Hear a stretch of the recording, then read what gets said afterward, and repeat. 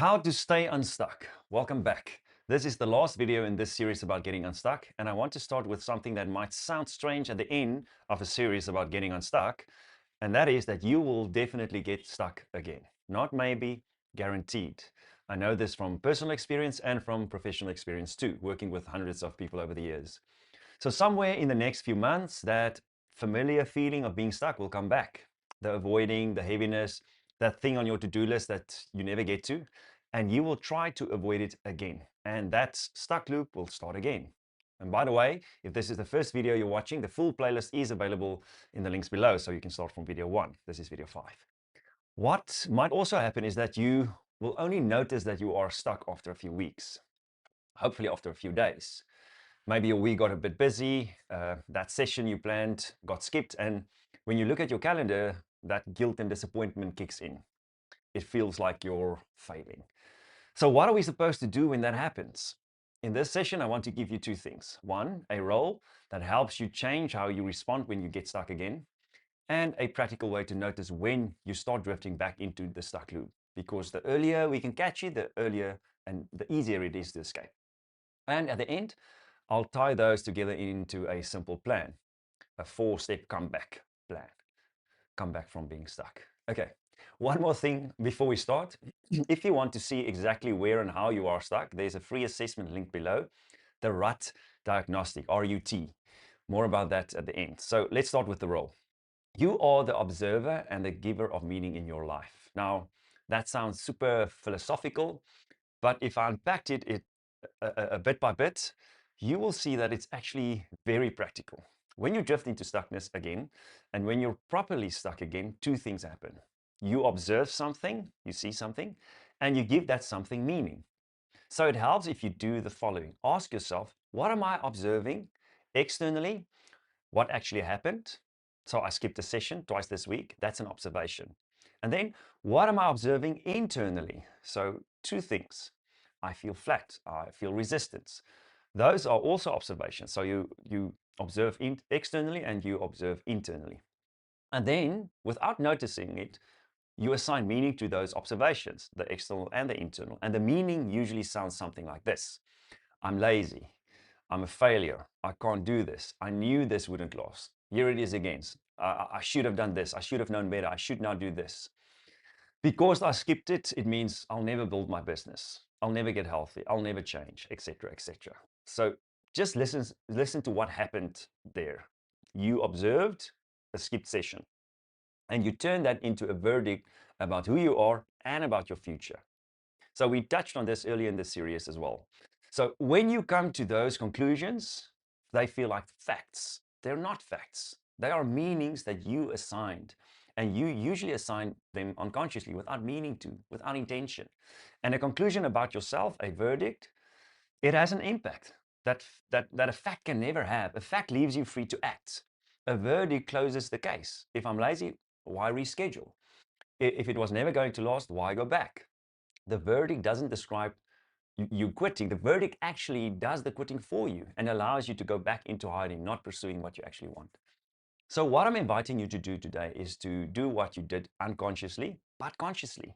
Do it with intention, do it mindfully. You choose what you observe, both externally and internally, and you choose what it means. And that is extremely empowering if you really embrace it, if you truly embrace it. So the same week can read like this. I skipped twice. That's information about my week, not a verdict on my character, not proof that I'm lazy. So something about this commitment isn't fitting my life yet. Let me look at what. There's a major difference. And then you look for the reason. Okay, let's make it practical. You need to notice the drift as soon as possible. So let me give you a sentence that is one of the guiding principles in one of my programs called the Clarity Quest. The sentence is, structure is your friend. Whatever you commit to, put it on your calendar, a real time slot, a day, a time. Because the calendar can do for you what your memory can't do.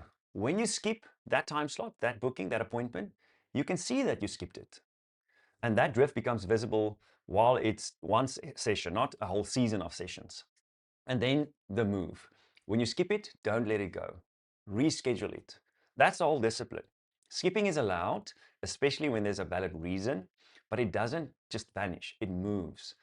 And don't allow the verdict to take over from there. If you find yourself rescheduling the same thing again and again, that's not a reason to shame yourself, to blame yourself, to now start, creating that shameful verdict about you. That's just more information. Now you get to ask why. And you ask it like a designer would. Don't ask it like a judge. Why did you skip that? Why did I skip this? Look for reasons. You're looking for an answer, not an accusation. An accusation is you're lazy. You don't want this. You should be better. Those are all accusations. You're looking for the actual reason, something you can act on.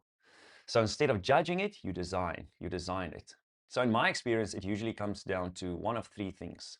It's the wrong time, it's unprotected time, or it's an unclear commitment.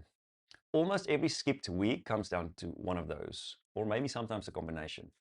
So not one of them is a character flaw, but we often turn them into evidence that we're flawed in some way, that we can't do something, we're incapable, can't deserve, or don't deserve to achieve something. So let me give you an example of each. Maybe the time slot is wrong. You booked your hardest thing for the hour you're most tired. Or maybe you're trying to do it completely on your own. And what you actually need is to team up with someone so there's some accountability in it. Maybe the time isn't protected. So you left it open and other people keep booking over it. That one needs you to be more assertive and to set proper boundaries around the time slot. Instead of playing the victim, as if there's nothing you can do about it. You are not a victim in that. Maybe there are too many choices inside it. You said, I want to exercise, but you never decided what, where, which shoes, which route. So every session starts with 10 decisions you have to make. And that's draining enough on its own. So what if you fix all of that and you're still skipping? Make the commitment smaller. Not eventually, this week, half the time, half the distance, half the scope. Shrink it until it fits the life that you actually have, the energy you actually have, not the life you hope to have on your best day. Look at the reality, look at the facts, and work with that. Because you already know this from early in the series, 2 minutes of contact beats an hour of intention. Organizing one drawer in your kitchen changes your relationship with starting. We covered that before. And the next invisible move beats, the whole plan. We've been through that in more depth. Smaller is not slower. Smaller is how you actually get started and gain momentum. And that momentum compounds. But big never gets started. So there's no momentum at all, nothing to compound. I also drift, just like everyone else. I also get stuck again. I have my rhythms and I protect them. And when I let them go, I go quickly. I change quickly. The difference isn't that I stopped drifting. The difference is that what I make it mean and how small I'm willing to shrink my next step. Make it smaller until you're able to take the step back into the process and out of the stuck loop. So here's your work for this video. The 4-step comeback. Step 1, take one commitment that matters to you and give it a slot on your calendar. One day, a time slot, a place, and be as specific as possible about what you're going to do there during that time slot. 2, when you skip it, and at some point you will, reschedule it the same day. Don't start over. Don't wait for Monday to come rolling by again. Just move it. If someone books over your slot, reschedule that meeting or reschedule your commitment. But one of them moves. Don't just skip. Step 3, if you skip it twice, sit down like a designer and ask why. Is it the wrong time? Is it unprotected time? Or is it just simply too many open choices that I'm trying to make in that time slot? Fix the design instead of criticizing yourself. Step 4, if it's still not happening, make it smaller. Keep making it smaller until it's something you actually do. A small thing that happens beats a big thing that doesn't. And that's such a simple thing, but it happens over and over again. Making big commitments and they're not following through instead of making small commitments and building momentum. And across all of it, build in accountability. Partner with someone, tell someone. And I can honestly tell you, this has been the biggest learning from running the Clarity Quest for almost 7 years now. The accountability people give one another. They're not policing one another, playing cops and checking up on one another, but just the fact that other people show up for the work too, they stay in the process, they fall out of the process, and they get back into the process together without judgment. Find a place like the clarity quest for yourself.